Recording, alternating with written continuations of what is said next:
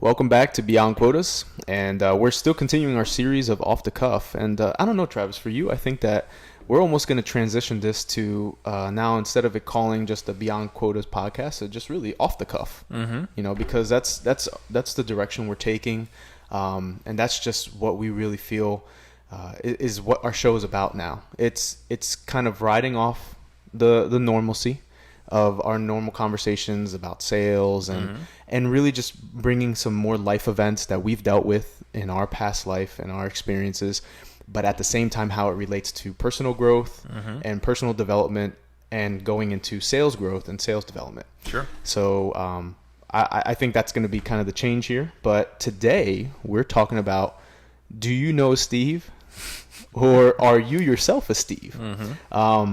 What do we mean by that? So what we're trying to say there is that we both know a Steve in our life in the past that is an individual that puts up a front.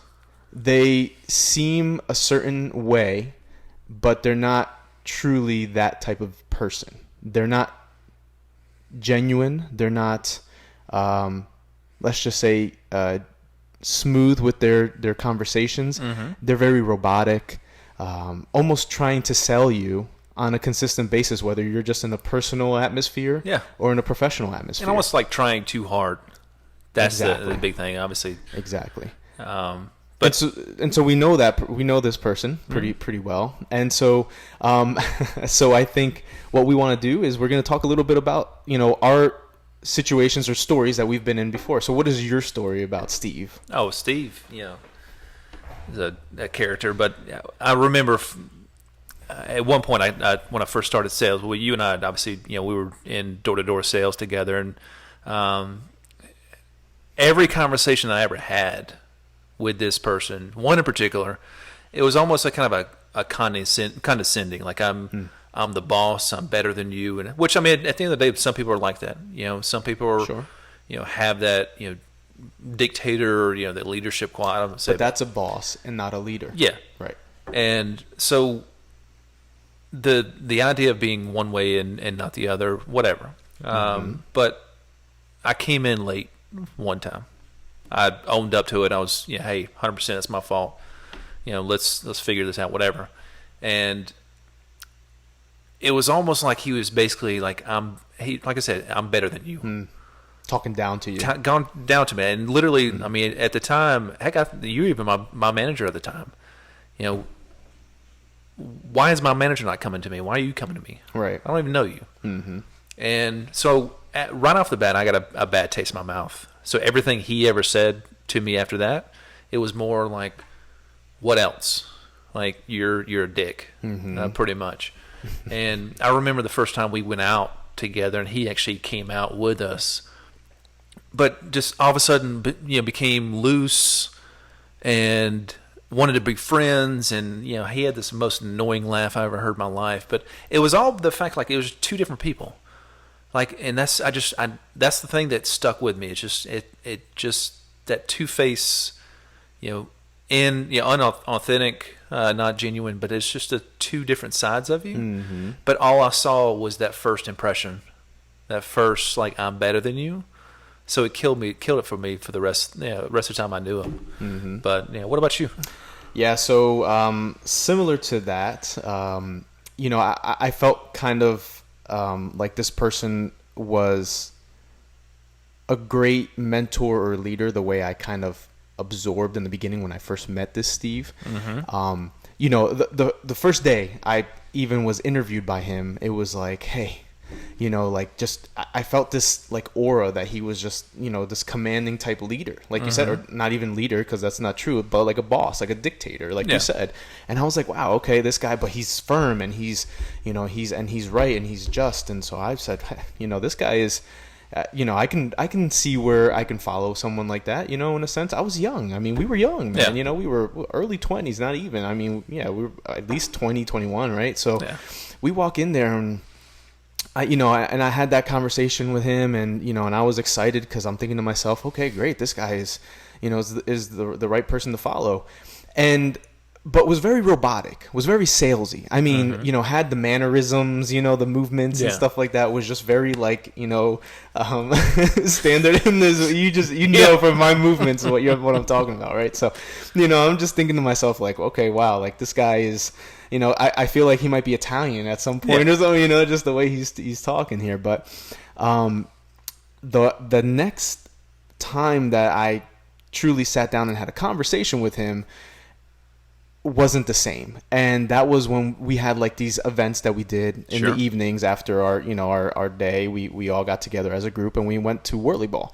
And so for those that don't know, Whirly Ball is just a super fun, I look at it like hockey or lacrosse combined with bumper cars. That's kind of like how a basketball goal, and right. It's one of the greatest freaking game ever. Sport ever, right? Yeah, they should make it like, you know, a league or something like that. I totally join up. And we were on there, and similar to like you said, like in this case, he didn't have any drinks or alcohol to inhibit his way of thinking or how he acted. It just, I guess, the atmosphere made it for him to feel more comfortable, and so now his authenticity, or how he became more authentic, really came out. And I was just like, wow, all right, this guy is much different than what I, you know, captured in the beginning of meeting him. And then I thought to myself, who's really the Steve here? Yeah. You know, are you the Steve that I first met? Or are you this, or is this you? Or is this the Steve? And so you create this impression of a person after that, right? Yeah. Now, like we've talked in the past, if that person kept the same impression always, being the first Steve, let's just say, then I would never second guess who he is. But because I got this second impression, now I second guess who he is. And so it kind of left a bad taste in my mouth, I guess, ever since then, right? So but that's kind of what we see on an everyday basis, to be honest with you, right? On social events, you know, networking events, right? There's many times that you go into, public atmosphere and you come across many of these Steves. Or sometimes you yourself embody a Steve because you want to feel like you're wanted or part of the group. Do you have a story about something like that in the public scenario? Well, a lot of like, as far as like being, let's say, an introvert, I like to, you know, observe. And I read a lot of body language and, you know, voice inflections and things like that. But, you know, the thing that jumps out at me is a lot of, like you mentioned, a lot of people want to present value. They want to fit in early. And so they kind of throw their accomplishments out there. It's more of a braggart situation. And I even think about, you know, some guys trying to go on dates. They kind of, you know, brag about, you know, what they do, what, you know, cars they drive, or even like, you know, social media, they rent a Lamborghini for like an hour for like, you know, $100, and they think, hey, I struck it rich. It's an image, right? Yeah. But you can tell they're trying, right? Instead of actually just genuinely connecting with people. It's forced. Yeah, they just kind of, and I've like, dude, nobody even asked you about your accomplishments. Yeah, so don't, you know, even if we did, don't bring that up, because at the end of the day, like, I don't care. I want to know you, not your successes. But what about yourself? I know. Yeah, I mean, to be honest, it's kind of similar, and I guess I would make it more of like just a generic, you know, like if I'm in a networking event, or just, you know, if I'm just, you know, looking at it from outside in, at a networking event, an individual goes into a group, right, and they start wanting to participate in that group, so they're almost trying to mirror the individuals of that group, or just what that group is talking about, and they'll walk in there and they'll participate in the conversation. But you can almost already get a sense that they're not being genuine. And why is because they're forcing themselves to try to be part of that group so much that they're either becoming robotic with the way that they're speaking, or they themselves would try to just mimic what another individual is doing. And so you can almost kind of feel like you're just doing it either to, you know, make fun of me, or you're doing it simply because you just want to try to be cool, or you think we're the cool kids club. And there doesn't need to be a cool kids club, or, you know, or a geek club or anything like that. It's just, at the end of the day, you just have to be honest and true to yourself in that group. Because the thing is that they do that because they want to be, you know, again, part of it. They want to feel prestigious, and they want to feel, in that group and wanted.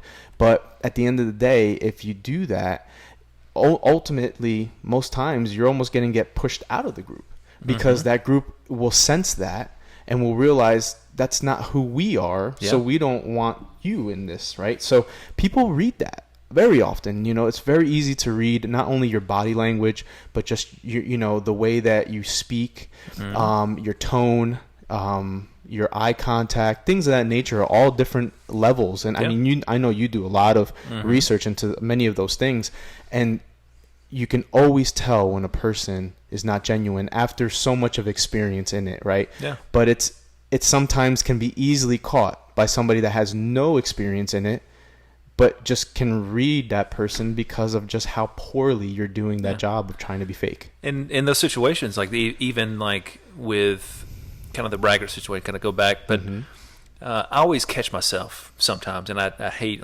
I hate doing this, but I catch myself early. But anytime I say "me too" and feel myself giving an example, and I think that's a lot of people do that. They want to try to connect by saying "me too." In the end, we all like talking about ourselves. I always love asking people, like, look at your family portrait or any portrait that you're in. Who's the first person you look at? Yourself. We like to talk about ourselves. We like to figure like our image. We like us because we live with us every day. So why not do that?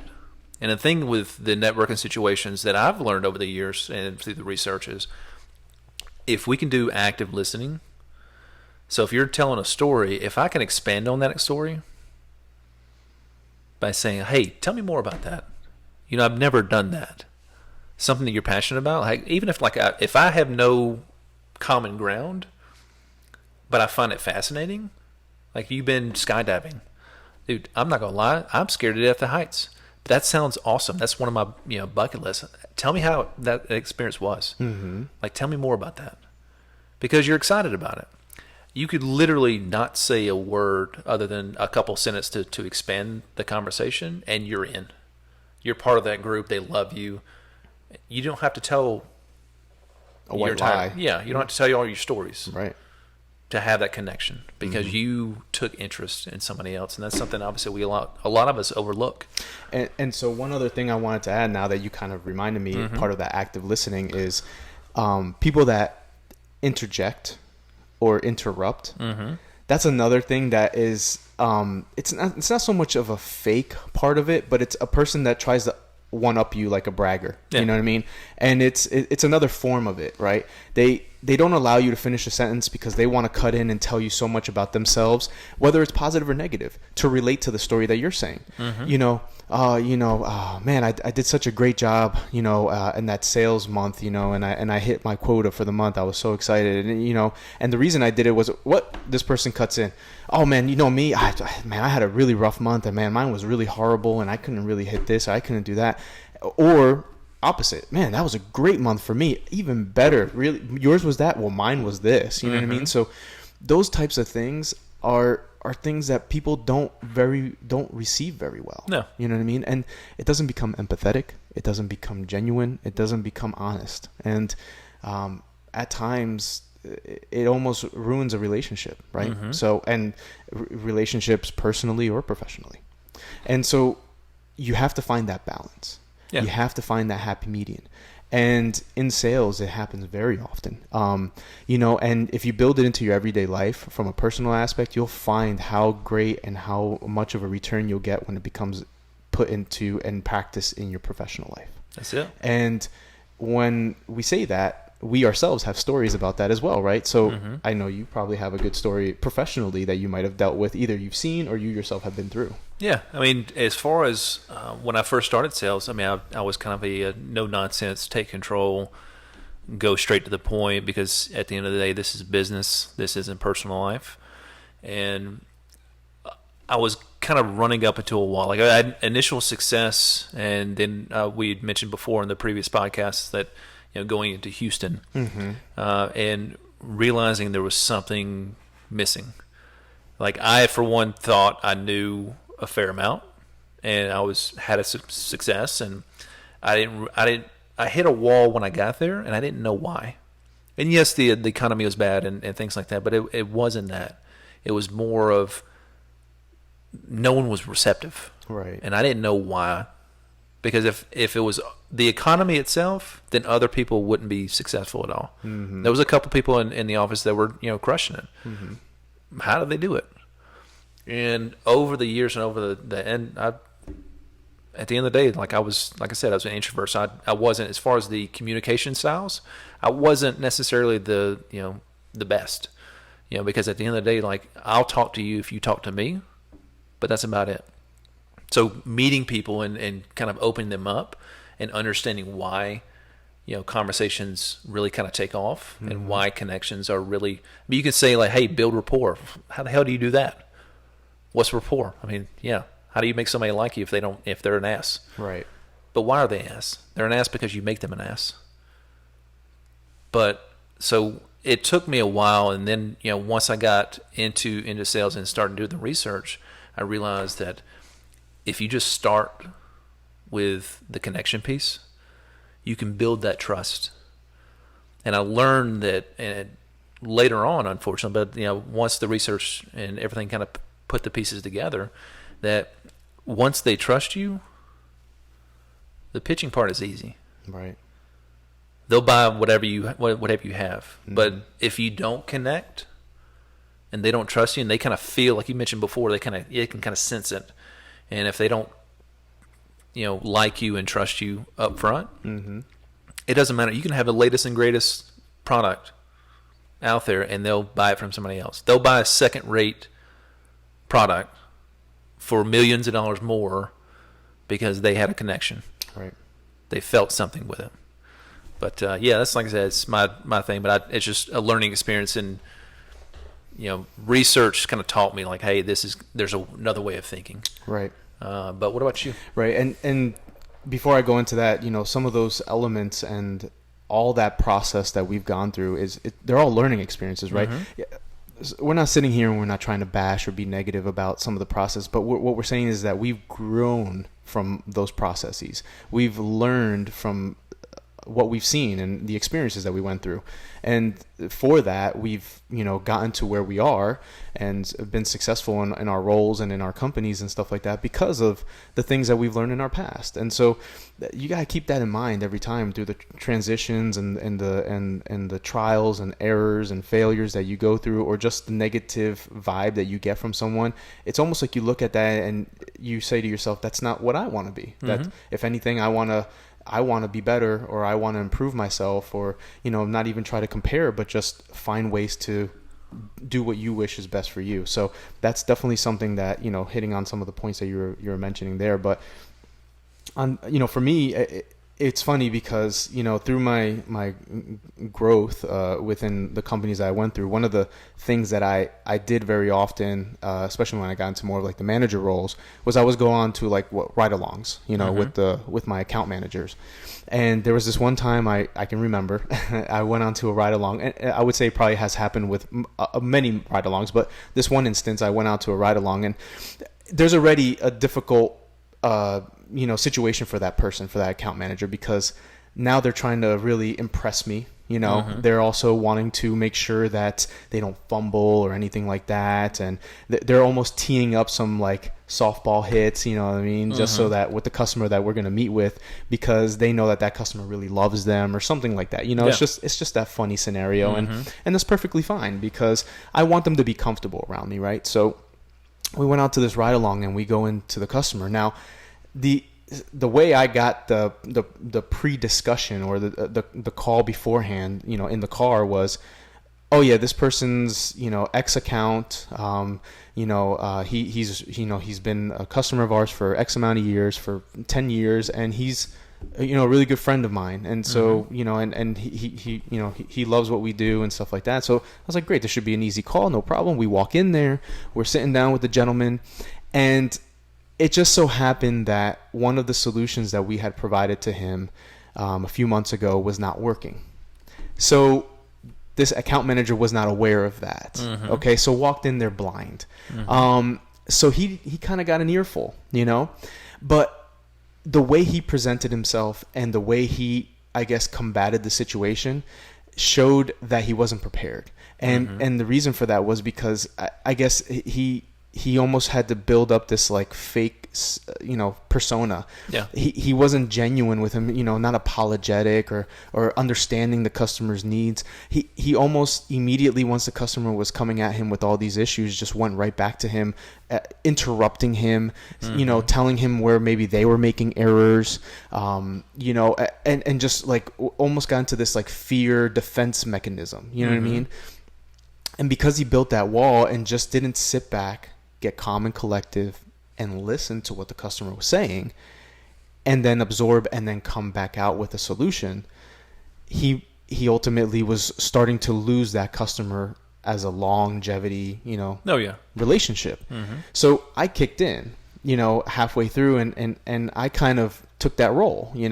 I stepped in as the manager, and I said I completely understand, and worked through the process, and ultimately we came to a common ground where we sent in some service technicians and things of that nature to make everything calm and collective. But that customer who probably in year over year sales was probably like $1 million, was going to be a loss of an account, sure, off of something of a one occasion. I mean, this guy was 10 plus years of a relationship with this account manager, and in that one instance, gone, just because he wasn't genuine with the customer. He wasn't listening to his needs and just kind of being calm and collective. He put up this like fake persona, right? And didn't go back to just being empathetic, and that kind of ruined it for him almost. And that's the thing, like with a lot of people, like trust is hard to build, but it's easy to lose. Yeah. And whether you're in sales or customer service or whatever, if you're just randomly joining us with the podcast because you hit the wrong button, you're just listening for something. The one thing that I can say that is very vital as far as diffusing any situation, it's not necessarily the phrase, but the idea of let's put our heads together. Hey, you're right. Hey, absolutely. Let's put our heads together. Let's figure this out together. Because at the end of the day, if someone's upset, they want to be heard. They don't need a solution 100% of the time. They just want to be heard. Correct. So, hey, let's put our heads together. Let's figure this out. Let's just combine it. I mean, even like finance, drives me crazy. But hey, let's put something together. Let's figure this out together. And I guarantee I've never, in all my years of experience, once I've discovered that, never had a situation that wasn't diffused by some like connecting and say, yes, I understand you. I'm with you. Let's put our heads together and let's figure this out. That it didn't get resolved. Right. And a lot of people, just the reason I bring that up is because of the sales scenario you just mentioned, is because a lot of people they'll try to put blame. Yeah, this is your fault. You obviously made a mistake. You obviously did this because now you're attacking me. I don't care if you attack me. Because at the end of the day, if you're a customer, and I want to drive this home right now because this is very important to me. The customer keeps you employed. Whether you're a salesperson, CEO, they write your checks. They keep your lights on. They are right. In their mind, it doesn't matter if they are or not, they're right. And I'm not saying bend over backwards and just give away the farm, because at some point you obviously got to create a win-win situation for both of you. Right. But at the end of the day, listen to them.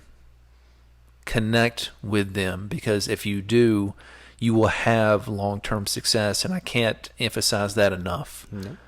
Is make sure that you connect, build that trust. But yeah, that's just a huge point that I think a lot of us, even me early on, failed to grasp. And that's a huge game changer if you can have that mindset of everybody that I walk into, whether it's a $1,000 account, $1 million account, or maybe they buy once every blue moon. It doesn't really matter. Yeah.